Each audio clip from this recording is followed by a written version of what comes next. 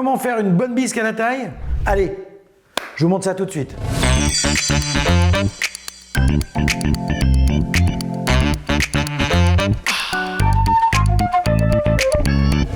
Une bonne bisque à la taille. D'abord, on va choisir un fruit de mer. Moi, j'ai pris des têtes de gambas. Ça peut être fait avec des carcasses de homard, de crevettes, de la langoustine. On appelle la bisque en général une sauce qui est faite à base de carcasses de fruits de mer. Maintenant que vous savez tout, on démarre la recette. Alors, on va commencer tout d'abord par allumer son induction. J'allume à fond. Je dépose de l'huile olive ou tournesol, ce que vous avez. Voilà. Et ce qui vous fait plaisir surtout. On va commencer donc par bien colorer les têtes de crevettes pour faire une bonne bisque. La bisque, à la base, c'est une sauce qui est faite toujours avec des carcasses de crustacés ou de fruits de mer. Que ce soit tête de crevette, langoustine, homard. Voilà, on appelle ça en général une bisque. On va donc faire un démarrage comme si on faisait un sauté ou un ragoût.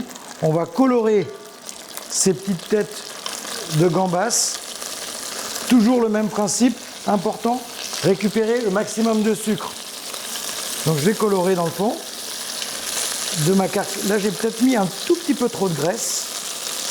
Voilà, ça peut arriver. Alors je vais la pencher et je vais en enlever un tout petit peu. Parce que là je pense que c'est trop. Sinon on n'aura pas... Vous voyez, ça peut arriver. Ne graissez pas trop votre casserole parce que le but c'est que ça accroche un petit peu au fond et que ça fasse des suites. Si c'est trop dans le gras, ça ne va pas accrocher du tout. Là maintenant ça va mieux. On y va. Donc là moi j'avais des crevettes crues. C'est préférable d'avoir la carcasse crue.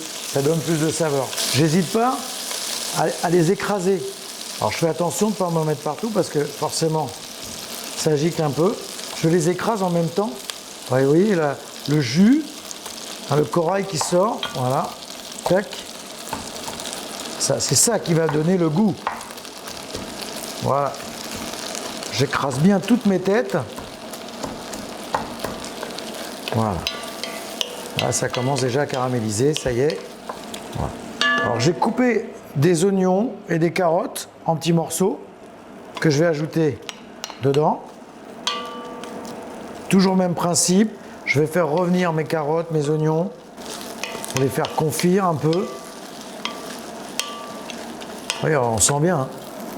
Il y a un parfum de corail qui vient vous lécher les babines là. Allez. Ouais, ça commence un petit peu accroché dans le fond. J'ai commencé les oignons. J'aurais pu tailler un tout petit peu plus fin mes oignons, vous voyez. Je les ai taillés un peu gros. Donc si vous avez l'occasion, taillez un tout petit peu plus fin.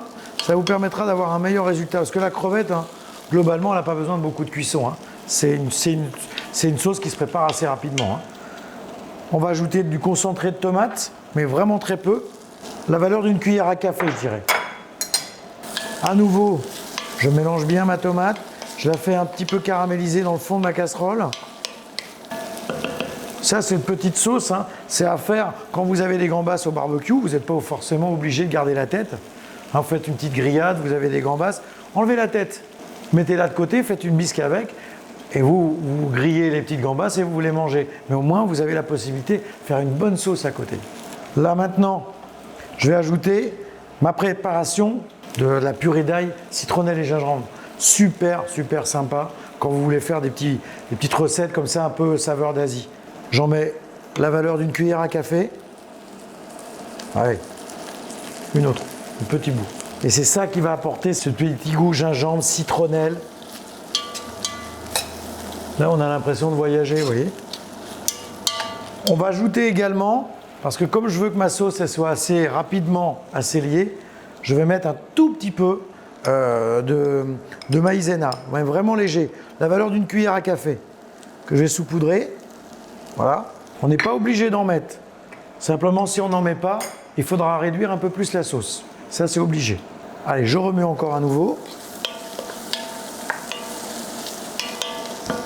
J'avais préparé un grand bouquet garni. Mais là, je pense que ça ne va pas être nécessaire. Je vais juste récupérer un tout petit peu de fleur de thym. Voilà. 2-3 petits morceaux de laurier dedans, ça suffit. Parce que si je mets mon bouquet là, il ne va pas avoir le temps de s'échanger les saveurs. Et maintenant, je vais ajouter du lait de coco, de la crème de coco, pour finaliser ma petite recette. Je ne mets pas d'eau, je mets directement ma crème de coco. Parce que je veux une sauce qui soit bonne tout de suite, dans les 10 minutes. Donc si je mets de l'eau, il va falloir que je réduise. Alors je mets tout de suite la crème de coco. Je peux éventuellement mettre un petit verre d'eau si je vois que je manque un tout petit peu de liquide dans le fond pour que ça baigne un peu avec mes têtes.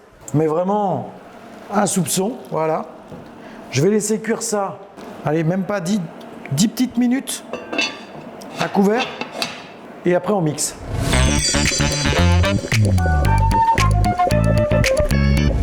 J'ai déposé dans un blender mes carcasses avec mon bouillon. Alors je le fais dans un blender, on pourrait le faire à la petite girafe, mais on s'en met partout. Parce que le but, c'est pas de mixer à fond, c'est juste de concasser les têtes. Alors quand vous avez du homard, des choses un peu plus fermes, je vous conseille quand même de bien les casser avant de préparer votre bisque. Parce que ça aime pas trop quand même. Faut quand même que ça soit quand même des carcasses assez souples. On y va, mettez pas les pinces pour le homard, c'est trop dur. C'est parti. Stop, c'est tout ce que je veux. Je veux juste concasser les têtes pour qu'elles rendent le maximum de saveur. C'est tout. Voilà. Mais je ne veux pas que ça soit mixé parce que je ne veux pas avoir de dépôt dans ma petite bisque sous la langue. Si vous mixez trop, ça va passer à travers votre tamis et là, vous allez avoir une bisque granuleuse. Voilà, je passe dans mon tamis. Voilà, vous voyez, tout est passé. Pour ne pas en perdre, alors, je vais prendre mon verre, je vais aller chercher un tout petit peu d'eau, rincer un tout petit peu ces carcasses là. Voilà, alors il ne faut pas en mettre de trop parce que sinon vous allez être obligé de réduire la bisque derrière. Voilà, donc là, j'ai l'eau qui a fait son travail, va bien rincer mes carcasses. Voilà, donc maintenant, je vais mettre ça à égoutter. Voilà, je vais finir l'assaisonnement de ma bisque. Oh, elle a une belle couleur. Alors là, il y a besoin de sel. On sent bien le gingembre, la citronnelle. Et alors l'intérêt du lait de coco, c'est que c'est super digeste. Vous avez une bisque qui est crémée, mais qui va se digérer au top. Pas de laitage, pas de crème. Le lait de coco, moi j'aime bien pour ce genre de choses. Et puis ça va très bien avec le gingembre et la citronnelle. Ça, c'est quand même un beau mariage. J'ai déposé la bisque dans un bol, façon soupe de poisson. Voilà, j'y ai déposé dessus quelques petites brisures de noisettes, mais c'est aussi une sauce que vous pouvez accompagner avec tous les poissons que vous voulez pocher ou rôtis. Et ça me donne bien envie parce que je sens les parfums qui arrivent de gingembre et citronnelle. Je pense que je vais y goûter.